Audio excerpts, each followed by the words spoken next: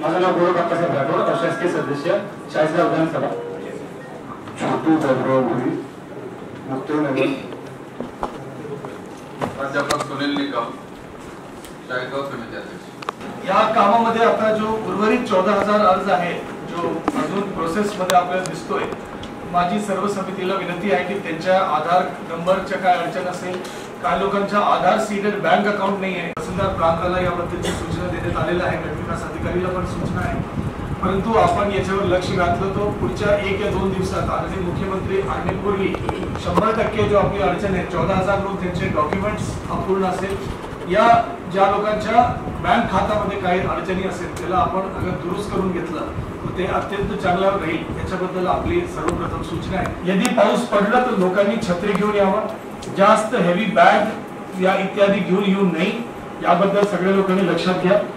आणि त्याबद्दल मी पुढे परत सांगणार आहे. परंतु काही प्रमाणात त्याला चालण्याची गरज पडणार आहे. याच्यासाठी मनपा आणि आपले जिल्हा माहिती अधिकाऱ्यांना सूचना देण्यात आल्या की ते बोर्ड वगैरे लावतील.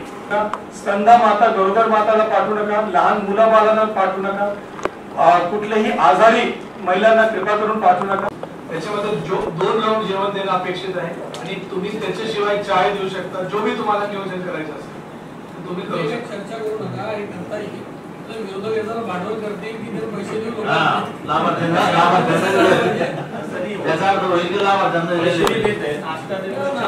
जेवणाची व्यवस्था असेल, व्यवस्था केली ते लक्षात येत आहे.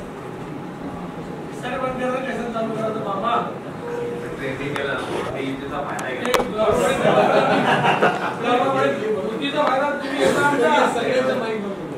पालकमंत्री साहेबांचं अभिनंदन करतो की मुख्यमंत्र्यांची वेळ घेऊन मला वाटतं पहिले मुख्यमंत्री असतील आपल्या जिल्ह्यात जास्त येणारे ते 8-9 वेळेस 13व्या वेळेस येते. मला वाटते आपल्या जिल्ह्यासाठी गौरवाची गोष्ट आहे.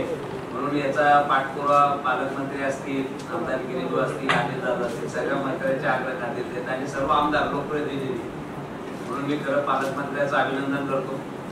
तर मित्रांनो, या गोष्टीचं एक आनंद आहे. लाडकी बहीण योजना साहेब येत असतील, कारण समाजात काम करत असताना लोकप्रतिनिधी मुख्यमंत्री असतील किंवा आपल्या भारताचे पंतप्रधान असतील किंवा आमदार असतील, खासदार असतील, आम्ही जनतेचे सेवक म्हणून अंत्योदय या समाजाला शेवटच्या घटकापर्यंत मदत करण्याचं काम, शेवटच्या घटकाला मदतीचा हात देण्याचं काम जर कोणी करत असेल तर हे जनतेचं मनात आलं. सरकार करते. मागच्या काळात 10 वर्ष मोदी साहेबांनी केलं.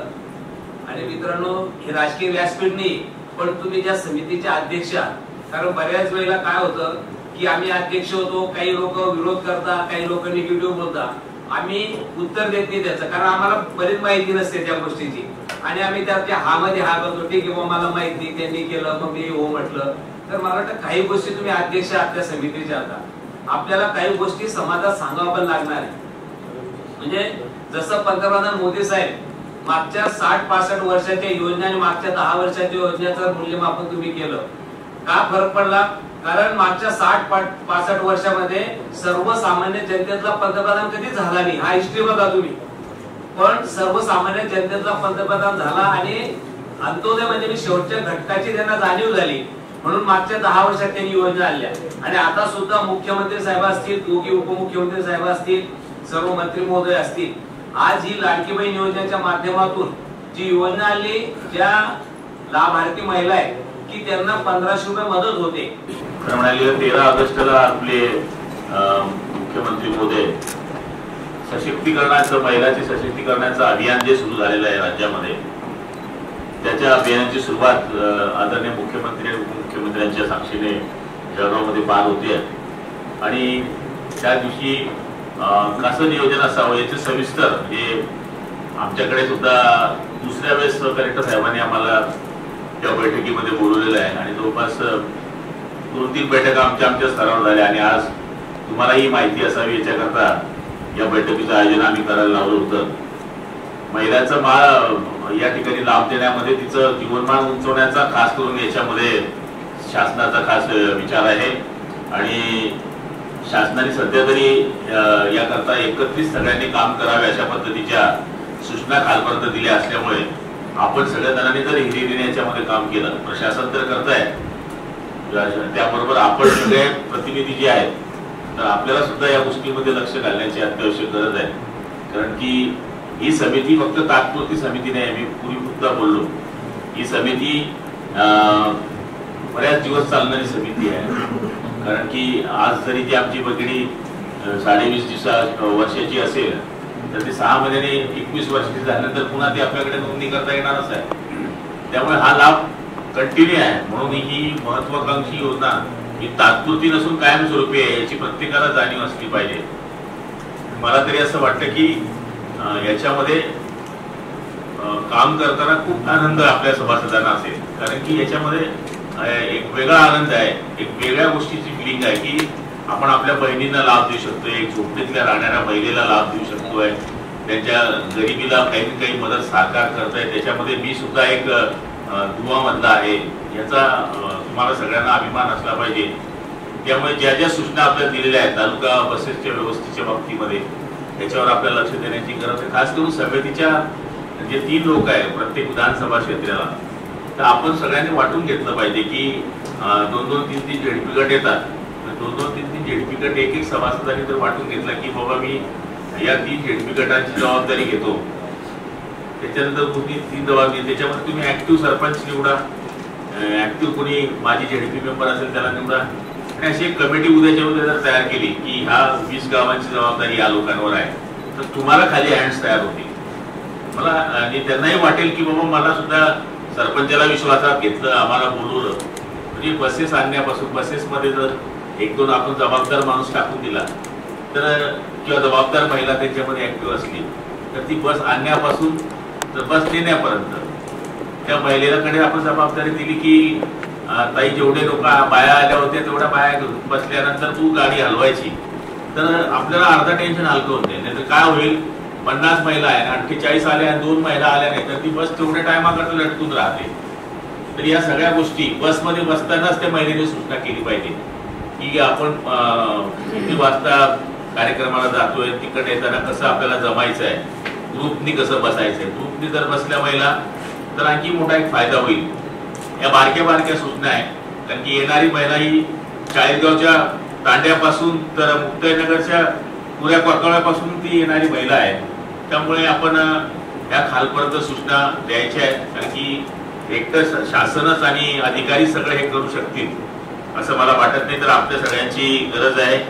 बचत गटांच्या महिलांकडे व्हॉट्सअप बचत गट, आशा वर्कर, गटप्रवर्तक, लाडकी बहिणीची योजनेचे लाभार्थी, या सगळ्या गोष्टी ज्या आपण सांगतोय तर लाडक्या बहिणी करता सगळेजण मदत करताय. पण रात्रीची जी साईट आहे तीच रात्रीच चालते, पण तरी सुद्धा आपण 5 लाखाच्या वरचा टप्पा आपण गाठलेला आहे.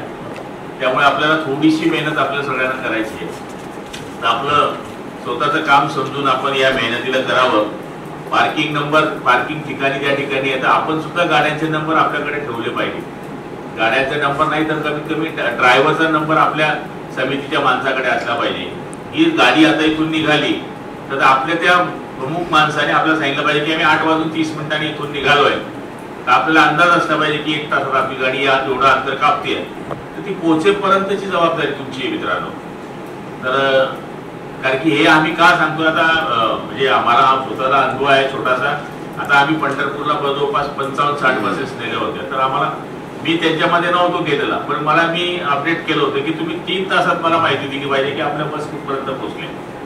तर मला 3 तासामध्ये बरोबर कॉल यायचा की आम्ही इथपर्यंत पोहोचलो, आम्ही जेवायला बसलो, आम्ही नाश्त्याला बसलो, अडचण आहे का, गाडी नंबर मध्ये कुठे काय. तर या गोष्टी कॉर्डिनेटने होणार आहे. तर मला तरी असं वाटतं की आपण सहकार्य बरं करावं. बस यादीनुसार आपल्या संपर्क नंबरनुसार काम करावं. आता ही संधी आपल्याकरता आलेली बघा. म्हणजे आमदारापेक्षा जास्त महत्वाचं पद आहे माझ्या मते आजच्या स्थितीला. म्हणजे आमदाराला सुद्धा जेवढं महत्व आहे त्याच्यापेक्षा जास्त समिती प्रमुखाला आणि सदस्यांना महत्व आहे आजच्या समितीमध्ये. कारण की तुमच्याकडे जेवढ्या आता महिला येत आहे किंवा तुमच्याकडे ज्या माहिती येत आहे, माझ्याकडे काय महिलांचा फोनच येत नाही सध्या, अशी परिस्थिती आहे. मला डायरेक्ट फोन आला की मी सांगतो मुकुंदरावांना भेटा, निर्दोष भेटा किंवा अर्जुन दादांना भेटा. तर मुळे आम्ही गुलाबराव पाटील म्हणून किंवा प्रशासन म्हणून शासन म्हणून आम्ही तुमच्यावर जबाबदारी टाकली आहे. म्हणून तुम्हीच आमदार आहे, तुम्हीच पालकमंत्री आहे, तुम्हीच सगळे आहे. तर तुम्हीच मदत केली पाहिजे असं मला या ठिकाणी वाटतं. आणि मला खात्री आहे की आपण बरंच काम केलेलं आहे. आपल्या खालच्या प्रशासनापासून तर वरच्या अधिकाऱ्यांपर्यंत, म्हणजे सगळे अधिकारी, इव्हन कलेक्टर साहेबांची ही 5वी मीटिंग आज सकाळपासून ही 3री आहे. मला वाटतं प्रिन्सिपल सेक्रेटरीबरोबर आज त्यांची बैठक झाली आहे, तहसीलदार प्रांतांबरोबर बैठक झाली आहे, आणि आज ही 3री बैठक फक्त लाडकी बहीण, बस दुसरं काहीच नाही आहे. तर ह्यामुळे सगळेजण आपण एक घुसळतोय. तर आपण सुद्धा सहकार्य करावं. आणि साहेबांनी सांगितल्याप्रमाणे मी सुद्धा आपल्याला बोललो होतो की गरोदर महिला, आजारी माणूस, लहान बच्चू निश्चितपणाने आणू नये अशा सूचना आपण खालपर्यंत कराव्या. कारण की पावसाळ्याचे दिवस आहे आणि लहान बच्चू आला तर तो 5-6 तासमध्ये कार्यक्रमामध्ये त्याला गडबड होते, वृद्ध माणसाचे हाल होतात. तर ती पथ्य पाळण्याकरता आपण खालपर्यंत सूचना द्याव्यात. आता इथून उठल्याबरोबर उद्या 11 वाजता सगळ्यांच्या बैठका झाल्या पाहिजे. तुम्ही 11 वाजेची वेळ द्या, 12 वाजेची वेळ द्या, समिती प्रमुखांनी ठरवून घ्या. आता काही असं राहिलं नाही की आता मग कसं काय निरोप देऊ, काय निरोप देऊ. तुमच्या म्हणजे दरात मोबाईल आहे आता. म्हणजे आम्ही जर पक्षाची बैठक ठरवली तर मला आठवतं, आम्ही जर संध्याकाळी निरोप सोडला मोबाईलवर तर सकाळी आमचे 300-400 लोक एनी टाइम जमा होतात. आपण पक्षाचं काम करत होता. इथे पक्ष म्हणून मी बोलत नाही, तर जसं आपण पक्षाकरता काम करतो तसं आपण आता हे शासनाकरता काम करण्याची गरज आहे. म्हणून उद्याच्या उद्या आपण बैठका लावा. आणि बघा, जोपर्यंत आपण कोणाला मान देत नाही तोपर्यंत आपल्यालाही मान मिळत नाही. तुम्ही जर खालच्या लोकांना विनंती केली, सरपंचांना विनंती केली, त्यांना मोठे भाऊ, दादा भाऊ म्हणलं, त्यांना काम करण्याकरता संधी दिली, सरपंचाने काम केलं तर पुन्हा तो सरपंच होईल. लिहून घ्यायचा तुम्ही मायापासून. की 50% त्याच आहेत.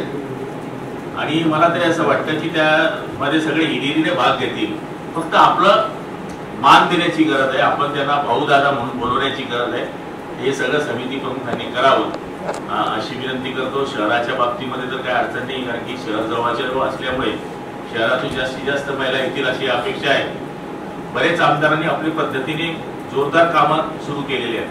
पाचोरा, मुक्ताईनगर, जळगाव, आम्ही रिपोर्ट घेतोय की चाळीसगाव, की तिथे पक्षाचे कार्यकर्ते, आशा वर्कर, सेविका, मदतनीस सगळ्या टीमा लागलेल्या आहेत. त्यामुळे आपल्याला त्याचा फायदा होतोय. तर आपण आता आणखी 2 दिवस मेहनत करा. 2 दिवस फक्त. रात्री तुम्ही पण 1:30 वाजेची बेल लावून घ्या आणि थोडस आपण याच्याकरता मेहनत करा. आणि मला तरी असं वाटतं की दीनदलित, गरीब, पीडित, शोषित महिलांकरता हे एक पुण्याचं काम तुम्ही करताय. आणि मामाने सांगितलं तसं मी काल एका पत्रकाराला हीच प्रतिक्रिया दिली. तो म्हणलं तुमचा स्वार्थ आहे का? म्हणलो आमचा स्वार्थ आहे हे निश्चित आहे, पण आम्ही पहिले परमार्थ करतोय. आणि परमार्थ करणारा थोडेसा स्वार्थ ठेवतो. जेव्हा तो देवाकडे जातो तर देवाला नारळ देताना सांगतो लक्ष ठेवतो रे भाऊ, तर तेवढं तुम्हाला विसरतो. परमार्थावर स्वार्थ आहे. तर शेवटी हे राजकारणाकरता ही लाडकी बहीण योजना नाही. शेवटी शासनाने महिलेचं सशक्तीकरण, तिचं जीवनमान उंचवण्याकरता केलेली ही योजना आहे. त्याच्यामध्ये कोणी राजकारण नाही असा आमचा व्यक्तिगत विचार आहे. पण आम्ही हे जे केलेलं आहे याच्याकरताही वेगळ्या वेगळ्या या ठिकाणी अफवा फैलवल्या जात आहेत किंवा शासनाकडे पैसा नाही, तिजोरी संपलेली आहे. तसं नाहीये बांधवांना. मी एक जबाबदार या राज्याचा मंत्री आपल्याला आता सांगतो की जवळपास 35,000 कोटी रुपये शासनाने एक वेगळी तरतूद करून ठेवलेली आहे. आपल्याला दिसेल की ज्या महिलांनी आता आपलं नाव नोंदलेलं आहे त्यांना 16 किंवा 17 तारखेला अकाउंटवर 3-3 हजार रुपये येतील. तेव्हा सगळ्यांच्या लोकांच्या विश्वासमध्ये या ठिकाणी जे राहिले आहेत त्यांना सप्टेंबरमध्ये येतील आणि ऑक्टोबरमध्ये पुन्हा 2-2 हप्ते पडणार आहेत. त्यामुळे या अफवांवर आपण उत्तर दिलं पाहिजे किंवा आपण आपल्या माध्यमातून आपल्या येणाऱ्या महिलांना समजवलं पाहिजे. आणि मला खात्री आहे की आपण त्या पद्धतीने काम कराल. आपण सगळेजण एका निरोपावर या ठिकाणी आलात आणि एक जबाबदार अध्यक्ष आणि समितीचे सदस्य म्हणून तुम्ही कर्तव्याची जाणीव ठेवली. त्याबद्दल मी पालकमंत्री या नात्याने आपले आभार मानतो. ज्याप्रमाणे या बैठकीला आपण यशस्वी केलंय त्याचप्रमाणे आपण फॉर्म भरण्याला सुद्धा यशस्वी करतोच आहोत. पण आणखी राहिलेली जी कमतरता आहे ती पूर्ण करावी अशी अपेक्षा आहे. मुख्यमंत्र्यांचा दौरा हा राज्यामध्ये सगळ्यात उत्कृष्ट दौरा कुठे झाला तर तो जळगावमध्ये झाला. याच्याकरता आपण सगळ्यांनी मला सहकार्य करावं अशी विनंती करतो. आमदार महोदय आणि खासदार महोदय तर आहेतच, पण आपलं सुद्धा सहकार्य आम्हाला मिळावं अशी विनंती करून कलेक्टर महोदय आणि त्यांच्या सगळ्या टीमचे आभार मानतो की त्यांनी सुद्धा सांगितलेल्या सूचनेनुसार फक्त 10 तासात आम्ही ही मिटिंग आयोजित केली आणि आपण सगळेजण आलात, तर त्यांचेही आभार मानतो आणि आमदार मोदयांचेही आभार मानतो आणि माझे 2 शब्द संपवतो. जय हिंद. आदरणीय पालकमंत्री महोदय, सर्व सन्मान्य आमदार, या ठिकाणी उपस्थित सर्व समितीचे सदस्य व अध्यक्ष सर्वांचे या ठिकाणी मी आभार व्यक्त करतो आणि आदरणीय पालकमंत्री महोदयाची परवानगी या बैठक संपलं असं जाहीर करतो.